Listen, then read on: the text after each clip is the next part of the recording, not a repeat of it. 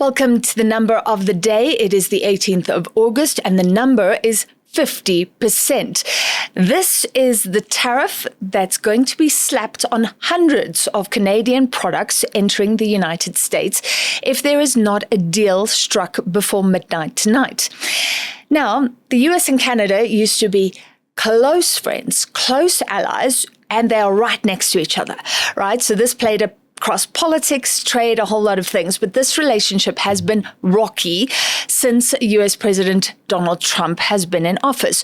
And he said a few months ago that the 50% tariff would come into effect.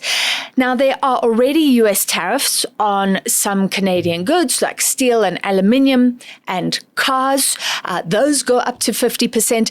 But this would be hundreds more products, including hockey sticks, things like wine and all the things that enter the US from Canada, like cheese as well. So this is serious for Canada, and it's about Trump's desire to have things basically fair and square, and make up for past imbalances. And there has been an imbalance with many smaller economies and the biggest economy in the world. You would expect some sort of imbalance because there's so many millions of consumers in the US. Canada does export more goods into the United States than it imports from the United States. So Trump is all about fairness. That used to be considered okay because it means that US customers have a whole range of goods at great prices from all the countries sending around the world, and that supported their lifestyle. But Trump is into fairness when it comes to exports. Now, remember, we are facing our own tariffs. Trump has installed the old tariffs that were struck down in court, but right now on a range of goods, we are charged 12.5%, or the companies that export to the US are charged a 12.5% tax, basically, when they get to the border.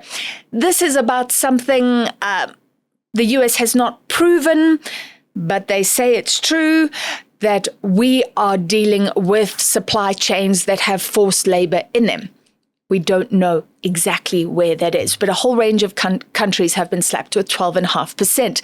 The good news is that AGOA, the African Growth Act, that is a US law that gives South Africa and various African countries access to the US market. It used to be duty-free, but if AGOA was to fall away, we'd have the 12.5% plus about 3.5%. That's what it's saving us from. And there was good news this week in that the US Senate passed AGOA. So it still has to go all the way to the president, but passing AGOA for another 2 years, saying it's in effect, and South Africa is included among those countries.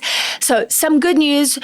But what this Canadian drama just shows is that the threat of tariffs is still very real, and it will remain so throughout the Trump presidency.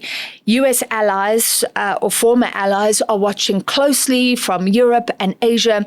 The Wall Street Journal saying that this will reinforce the belief that the US is becoming unreliable, because while it is planning to slap 50% tariff on Canadian goods, Trump is courting Kim Jong-un of North Korea, and he minimized military exercises that were going to take place in South Korea, saying that would be basically rude to his friend in the North. So that's where we are, and we'll see how this plays out, but the clock is ticking. And the two sides are talking, and unless a deal is reached at midnight, Canada will be paying 50% tariffs on hundreds of goods going into the US.